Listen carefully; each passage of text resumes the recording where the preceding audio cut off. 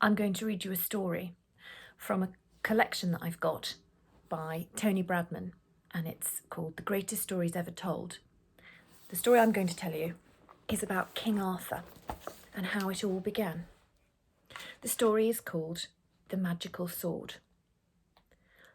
Long ago, when Britain was in a dark age of war and famine, a young boy called Arthur lived far in the west with his father, Sir Ector, and his big brother Kay. Sir Ector was a chieftain, and they had a fine castle, so they were safe, and they had plenty to eat. But Arthur knew that times were hard for others. Kay was nearly a man, and he had his own war horse, weapons and armour. Arthur longed for the day when he too would be able to ride a war horse like Kay's and have a shield and a great sword at his side. Kay knew that and loved to tease his little brother and laugh at him. Then one cold and misty winter's morning a messenger rode into Sir Ector's castle. He said there was to be a great meeting of Britain's warlords and chieftains, and that Sir Ector was invited to come. Sir Ector said he would be there, and so the messenger galloped off to spread his news elsewhere. "I hope you'll be taking me with you, father," said Kay. "Yes, of course," said Sir Ector. "You'd better come too, Arthur." Arthur hadn't expected that, so he was surprised and very pleased. "But why, father?" said Kay. "He's a boy, and this is man's work." "He'll be a man soon enough," Sir Ector said, glancing at Arthur, "and this will help him learn what that means. Besides, you'll need to take a squire, Kay." As Kay's squire, Arthur would have to look after his brother's weapons and armour, but he didn't mind that, and Kay seemed to like the idea of being able to give his brother orders, so he didn't complain any more. A week later, Sir Ector rode off with Kay, Arthur, and a small band of warriors. The meeting was to be held in London, the old Roman capital on the opposite side of the country, and a long journey lay ahead of them. Arthur had never been away from home before. At first, he was as excited as Kay, both of them eager to see new sights. But the further they travelled east, the worse things looked. They passed through burnt fields and villages and towns, and wherever they went, the people were hungry and scared. "This is awful, father," Arthur said eventually. Kay was riding with the warriors, but Arthur was beside Sir Ector. Arthur was very upset by what he was seeing. It was like riding through some kind of terrible nightmare, he thought. "I don't understand," he said. "Why are things so bad everywhere?" "It started when the Romans left us to defend ourselves," Sir Ector said quietly, his face grim. "The Saxons invaded, and they've been spreading from the east like a plague ever since, killing our people and taking the land. And the warlords make it worse by squabbling and fighting with each other." "Why don't they join together to fight the Saxons?" said Arthur. "Because none of them trust any of the others," said Sir Ector, "and no one has been strong enough to make them listen to reason. Not since the days of the last king, the great Uther Pendragon. But even he couldn't keep them under his control for long enough to sweep the Saxons from our shores." "What happened to Uther Pendragon, father?" Arthur asked. "Did he die in battle?" "No, Arthur," said Ector quietly, turning towards him as he spoke. Arthur could see Sir Ector had a strange look on his face. "It is thought that some of the warlords plotted against him, and that he was poisoned along with his family, but nobody has ever really known the whole truth." They rode in silence after that, Arthur thinking deeply. He wished he could do something to help, but what power did he have? He was only a boy, still too young to achieve anything in the hard world of men and war. "So who has called us all to this meeting, father?" Arthur asked after a while. "I don't know," said Sir Ector, "but I do know this might well be our last chance to save ourselves, although I doubt that the warlords will agree." Then Kay came riding up, and Arthur asked no more questions. A few days later they arrived at the gates of London and entered the city. Most of the old Roman buildings were ruined, and the streets were crowded with hard, tough men, the warlords of Britain and their followers, their eyes cold, their faces scarred from battle. Distrust hung over the city like a fog. "Wait here while we go and find out what's happening, Arthur," said Sir Ector. Then Sir Ector strode off with his warriors and Kay, leaving Arthur to guard the horses. Arthur noticed Kay's sword hanging from his saddle. Suddenly Arthur was distracted from his watching by the sound of loud, angry voices. He left the horses to see what was going on, and a tall, dark figure in a hooded cloak brushed by him as he did so, seeming almost to glide over the cobbles like a ghost.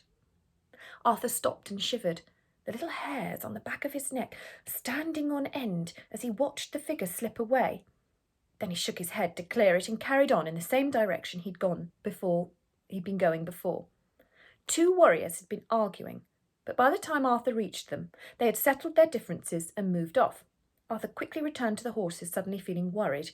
One look told him that Kay's sword wasn't hanging from his saddle anymore.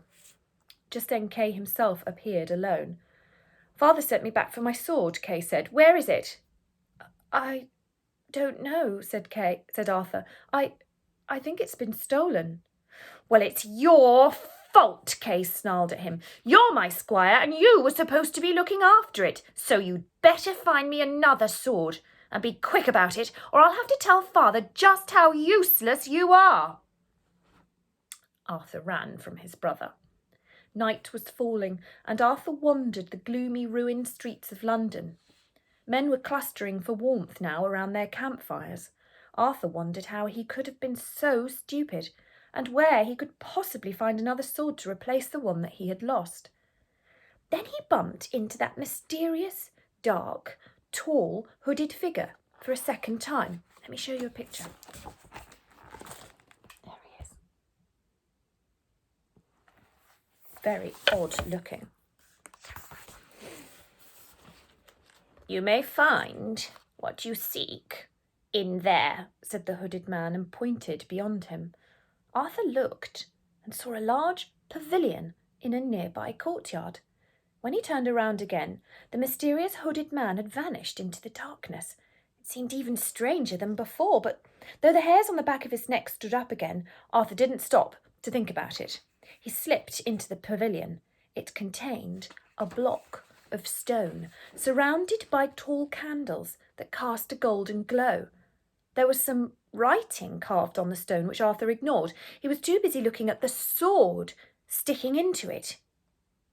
Arthur grabbed the hilt and pulled the sword, which came out smoothly.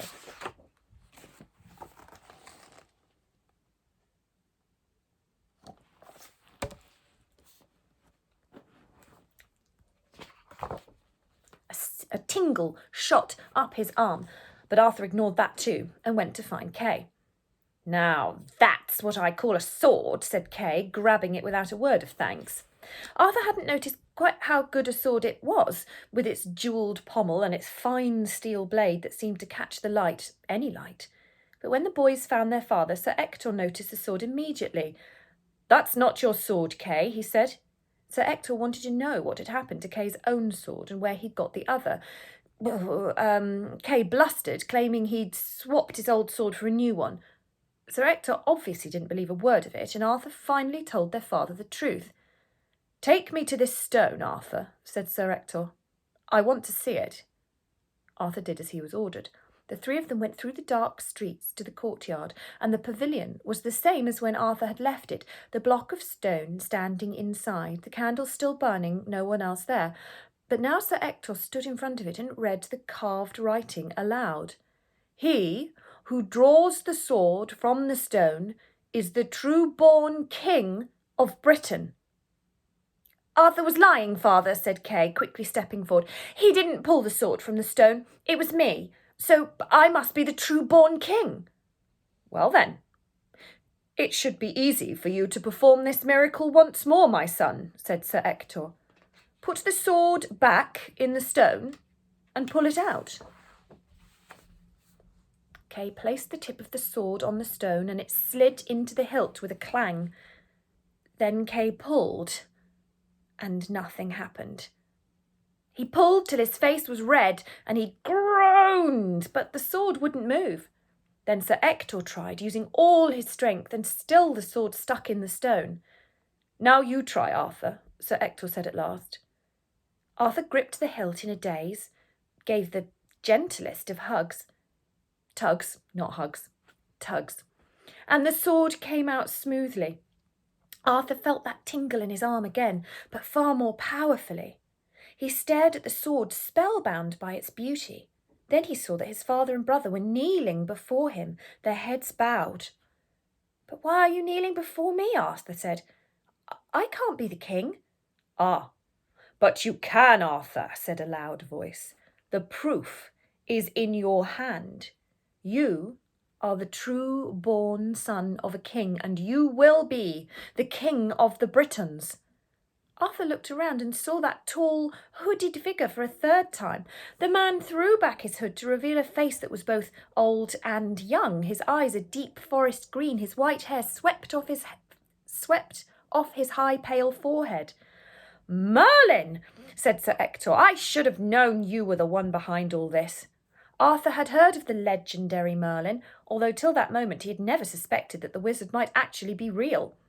Arthur, however, was more interested in what Merlin had said than in the wizard's fame. "But Sir Ector is my father," Arthur said, "and he isn't a king." "I have always loved you as my son, Arthur," said Sir Ector, "but you are not of my blood.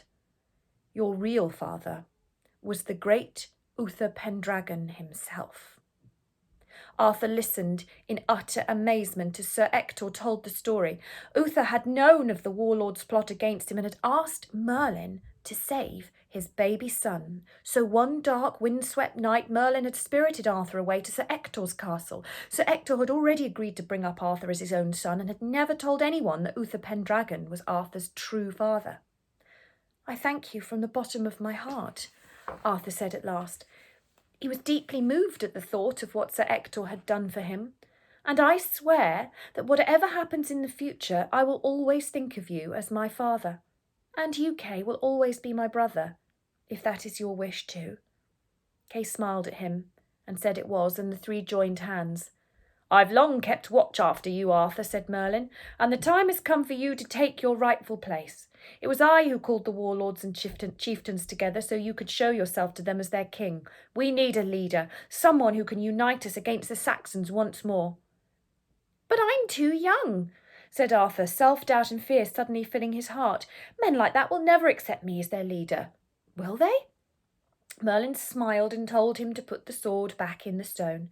The next morning Merlin summoned all the warlords and the chieftains to the courtyard.